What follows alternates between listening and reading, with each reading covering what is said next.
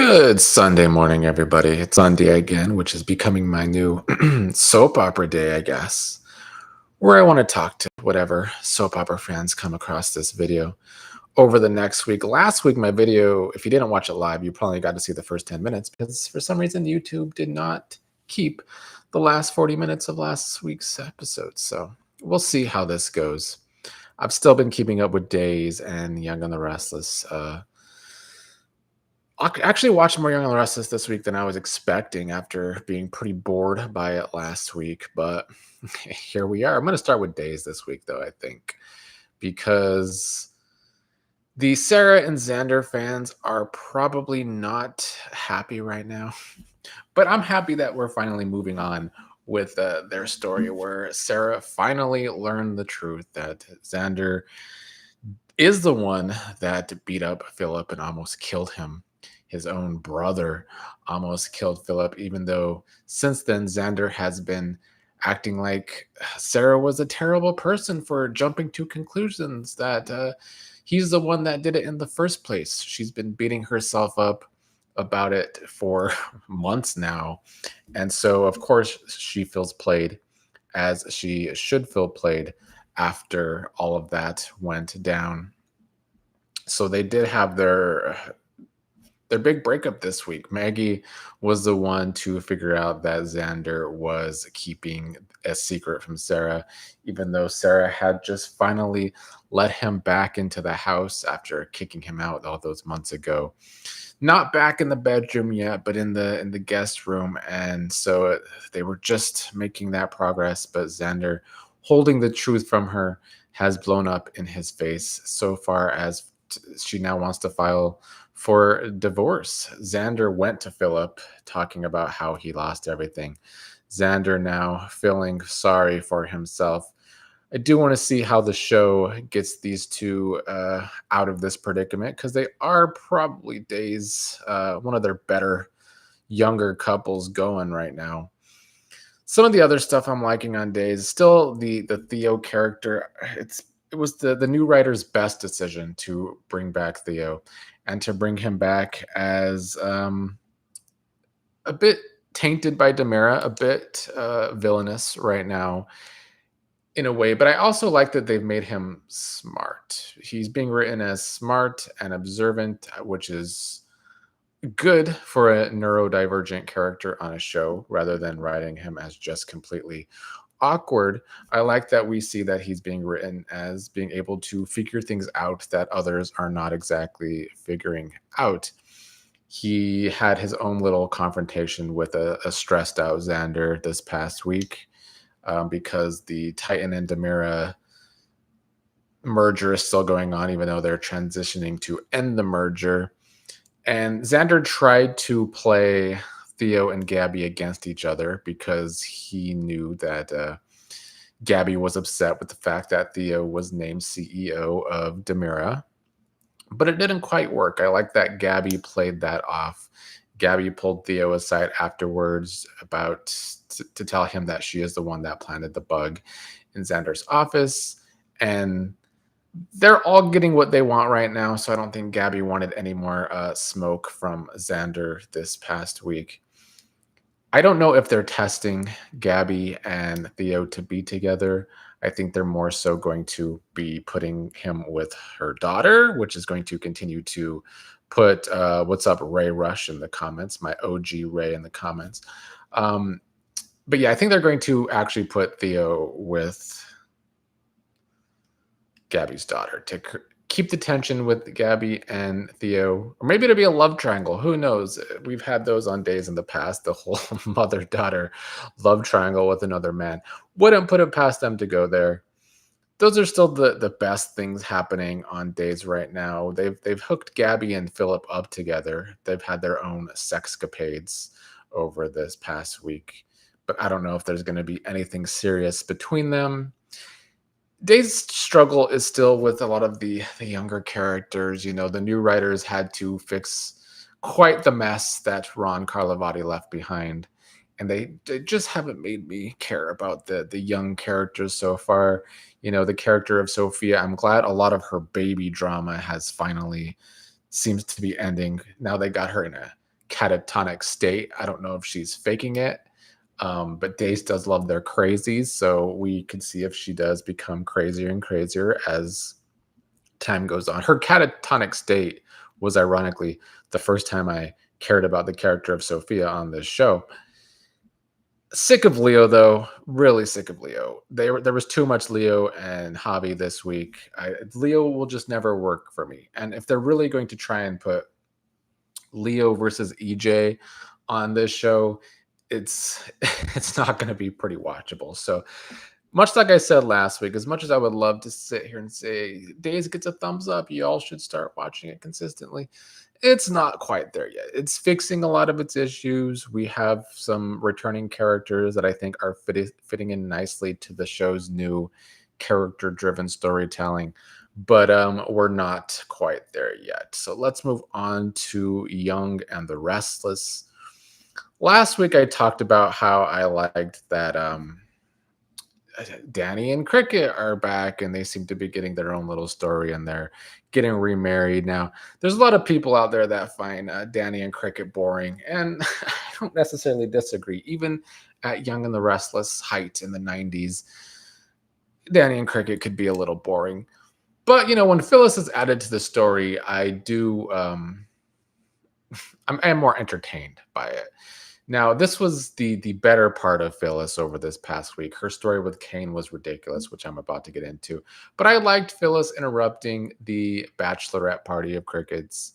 I liked Lauren pulling Phyllis aside, since Lauren and Michael are supposed to be great friends with Phyllis. I liked them pulling her aside, trying her to get her to leave, but that just kind of escalated even more to Phyllis and Cricket really getting into it, because Phyllis has been saying that Cricket's, everybody thinks she's so nice and everything, but she's been throwing it in Phyllis's face that Danny chose to be with Cricket again, and that Danny's happy with Cricket. Because I read this online. I haven't watched Young and the Restless for the past 3 years, like I discussed last week, but I read online that it seemed like Danny and Phyllis were actually getting close again, and then here he is choosing Cricket again. So Phyllis seems to have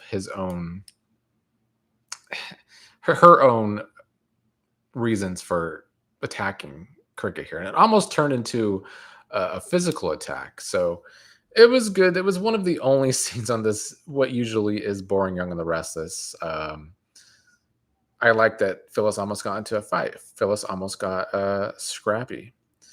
Ray says, Pisces, why my Stephen A. Smith comment was deleted? Did YouTube erase it because it was too strong? It's still there.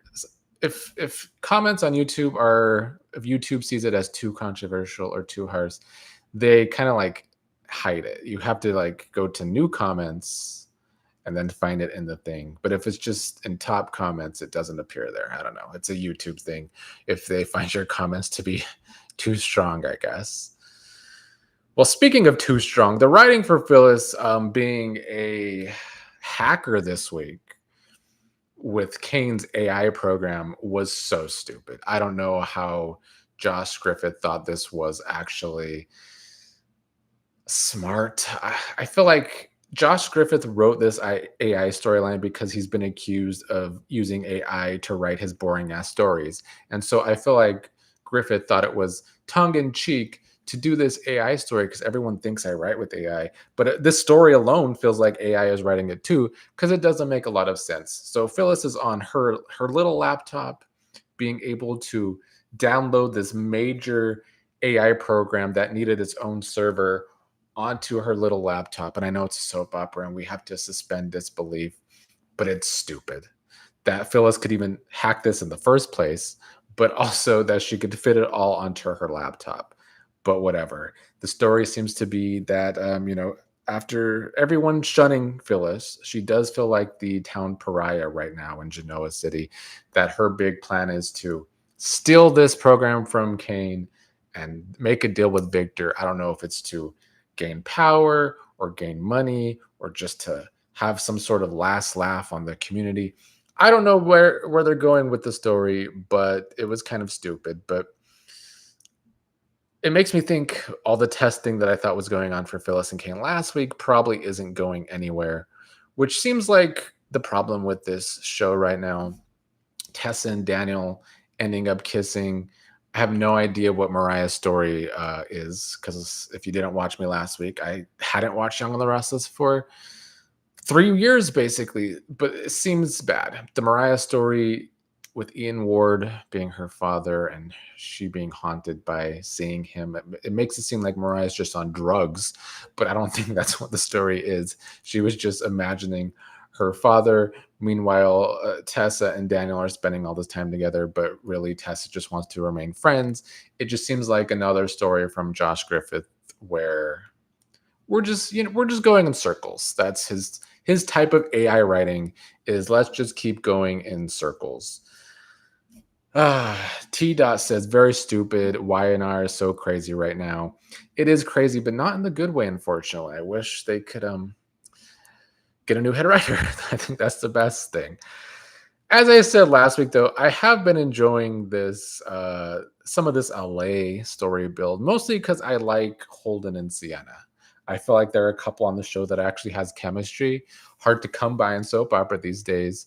So hopefully they don't make Holden too much of a big bad, or I think that they will ruin a potential rootable couple there because they actually have chemistry. But we do still have Kyle stalking her in LA. And after last week, when it seemed like she was uneasy about the fact that it is a major red flag that he followed her all the way to LA when she told him she wanted space because they're no longer in a relationship. This week, after some talks with Kyle, she seems to change her mind that it's fine with him staying in LA. Whatever.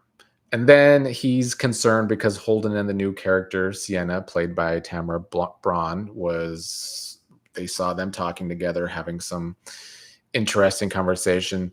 Nick happens to be staying at the same hotel and sees this as well. Nick recognized Sienna's voice because I guess he recognized that Noah had called her at some point. And now Noah has ended up in the hospital after the hit and run. And I guess with the detective, who we didn't see this week, thinking that the hit and run might have been on purpose and that somebody left the scene. Of course, Nick is suspicious of Sienna. And, I felt a little chemistry between Nick and Sienna. Not saying it's major. I haven't been feeling it with Nick and Sharon. I used to be back in the day. I was definitely way more team Nick and Sharon over Nick and Phyllis. Never really fell into the Nick and Phyllis trap. But I don't know if Nick and Sharon really have that chemistry anymore. I think the show waited way too long to really try and reconnect those characters, because I'm not feeling it between them right now. They are the parents concerned for their son, but I'm just waiting for him to come out of his coma so we could see the new Noah and see if this story is just going to go in circles like a lot of Josh Griffith's stories seems to do, or if it's actually going to go somewhere interesting. We had Mitch calling Sienna by the end of the week. I believe Mitch will be Roger Howard's character. So yet another classic soap opera actor coming over to Young and the Restless for this story specifically.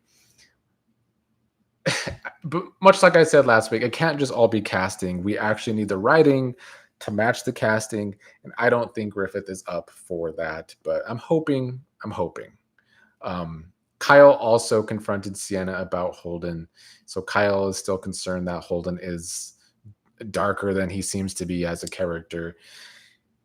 But like I said, I hope they don't make Holden too dark, because I do like Holden and Sienna, and I do think they have chemistry. T Dot is agreeing. I'm assuming agreeing over that Griffith can't match the acting with his writing. That is probably true. That's really about all. We can move on to some of your comments, some of my favorite comments of y'all for my Beyond the Gates videos over this past week.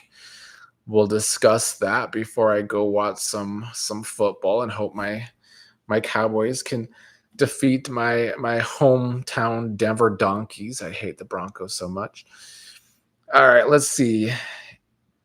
Qua Sarah, whose name I can never pronounce, shout out to Qua Sarah, says, I am glad Danny and Andre are together. They have a good foundation for marriage. They are sexually compatible and are friends. Mommy and Daddy need to butt out. Yeah, Anita and Vernon will never butt out of Danny's life, but at the same time, they never could control her with Bill, so I don't even know why they try. I do agree that Danny and Andre are actually a good match together, but Danny has that whole hang up about Bill. So, and plus they're writing Andre now to be have this mysterious past in Europe. So I don't really know where they're going with all of that. The comment also read, "Finally, Nicole let poor Ted go, and that is a good thing. He actually seemed alive today." Yeah, that was a lot of Monday's episode. A lot of you actually that left comments wanted Nicole to give Ted another chance. I just don't know if the writing really built towards that enough for me to care. I feel like after we got the Ted recast, they made the decision that they didn't want Ted and Nicole to be together anymore. Because when the show first started, they really seemed so in love that, some big secret from 20 years ago was maybe something they could have worked through with some actual therapy. And you think Nicole, of all people, might want to try some actual therapy first, but that didn't really happen. Another comment was from Roy Faye Bridgman said, Nicole will eventually take Ted back. Ted first needs to stop telling Evil Eva what goes on between he and Nicole. Evil Eva runs and tells Mama Leslie everything. Eva does tell Leslie everything. They do write Ted is just so slow though, and that is definitely one of the bigger problems. Apologies for the sirens coming. One of the bigger problems is that they write Ted as slow, and he shouldn't divulge all this information to Eva because Eva will tell Leslie, and then Leslie plays her game. She's the one that hit the fire alarm. And so when it seemed like Nicole was maybe about to actually sleep with Ted, she caused a wet blanket situation from that happening. So good timing by Leslie. She's good at having good timing. Because of the way they wrote that, I can see them eventually circling back to Ted and Nicole. I just don't know how we're going to get there. And I want them to actually give Nicole and Carlton a chance. That's something they need to develop as well. Ray says, I love Danny and Andre, but when she gonna tell Andre she kissed Bill, she already going into the relationship with secrets, and Andre got secrets. Yeah, Danny, if she was more serious about this marriage to Andre, she would have told him the truth about that kiss.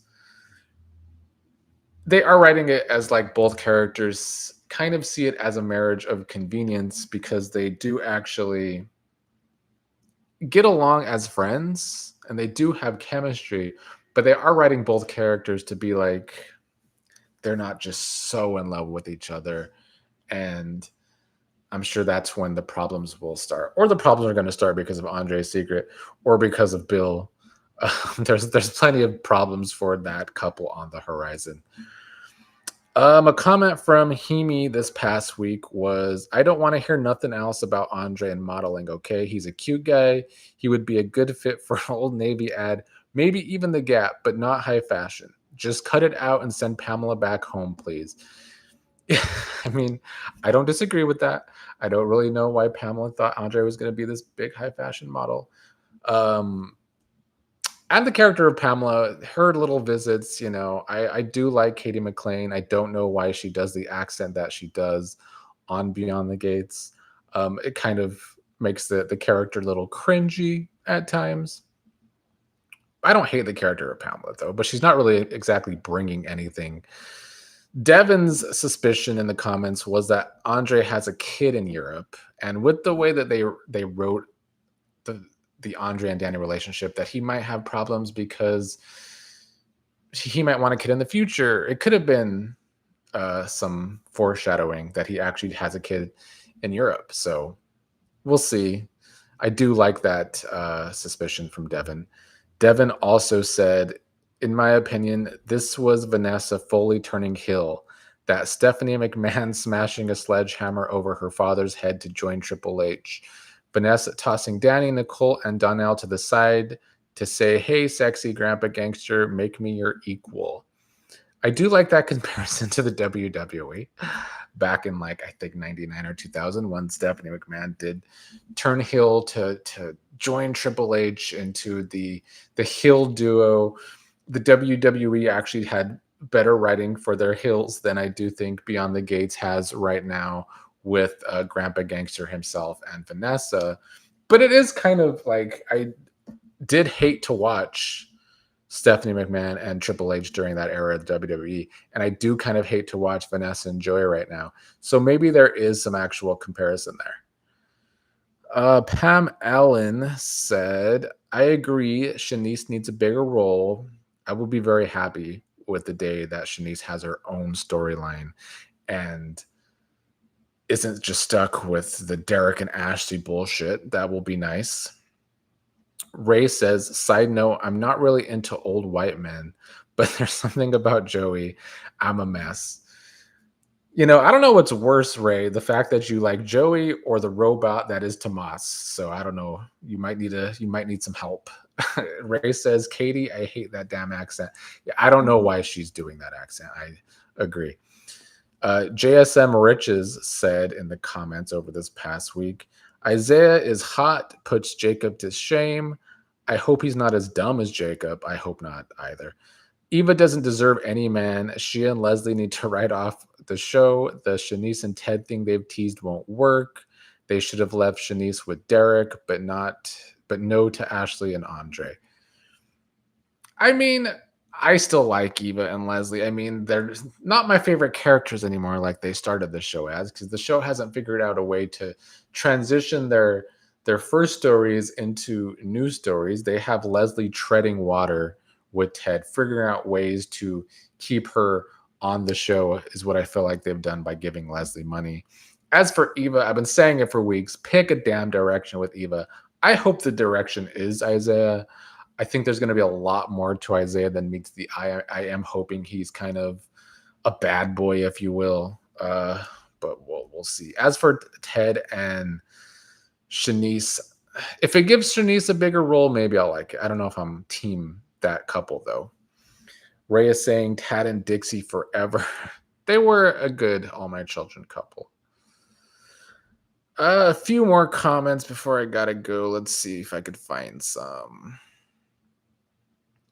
Bobby Wright said, the show brought up the word penis numerous times in that one episode, but when Naomi discussed that she may be pregnant, nobody brings up the word abortion in all of those episodes when she talked to Jacob or anyone else.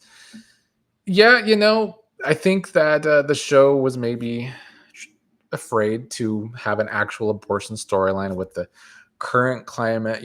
Soap operas used to take way more chances in the 70s and 80s with some like social storylines than they seem to do these days. But there was a lot of the word penis the other day, which was fine by me.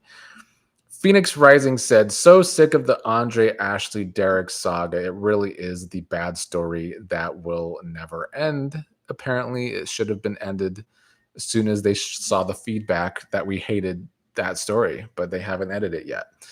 Hemi also said, I don't got nothing much to say about Derek, but in the spirit of spooky season, I wish Jason Voorhees would pop up and kill him like he did Mark in Friday the 13th Part 2 and send him and that wheelchair rolling backwards down some steps.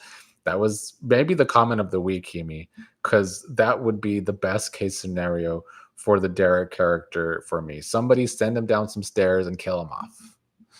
Sandra Washington said, Danny don't know Vanessa like she thinks she does. Danny should focus on getting her legal papers from Bill. Don't you think Haley has the advantage over Danny knowing things that doesn't concern her? Vanessa is a crazy person, don't want her children around, and now she wants Joey to go to her house. Vanessa is being portrayed as a crazy person. I don't know if they're portraying her this way because of her sex addiction getting to a certain point or what, but the writing for Vanessa is a lot. And Danny and Nicole, I'm glad they're finally giving pushback to Vanessa, because I said early on that they seem to know Vanessa sleeps around town, but they're so mad at their husbands for cheating. It's very hypocritical of Danny and Nicole. But I do like they're finally giving her pushback. Alicia said, the writers seem bent on trashing the men. There's hardly a decent dude on the show. When I saw that run-in at the bar, I thought, didn't see that one coming. By the way, I don't think Donnell returned to school. Yeah, a lot of you don't think Donnell returned to school, and he'll come back and hopefully find Grandpa Gangster and Vanessa together so we can move that story into a different direction, hopefully. Yeah, I've been saying the whole time that the show's been on that this writing does not like the men. The men are either written as weak and dumb, or they are all pretty trash individuals. Sometimes it does seem like a war on men by these women head writers on the show. Last comment, Bobby Wright said, after watching that episode, I was thinking the same thing also. I don't get why Danny and Nicole still care about Vanessa anyway, because Vanessa definitely didn't care about their friendship when she helped Leslie and the Hamiltons find houses. Good point. Even more reasons why I kind of don't understand Nicole and Danny's friendship with Vanessa, and they enable Vanessa while being so mad at their husbands or ex-husbands. It kind of does make them look like hypocrites. All right, that's all I got today. I will be back for another Soap Opera Sunday next week. I think I'm going to check out General Hospital at some point. Probably not this next week. Maybe the first week of November, since it'll be November sweeps, and I hope the show will be decent. I don't know. We'll find out. It's another show I haven't watched in years. And yeah, like usual, I'll be back covering Beyond the Gates all week long. So thank you for joining me.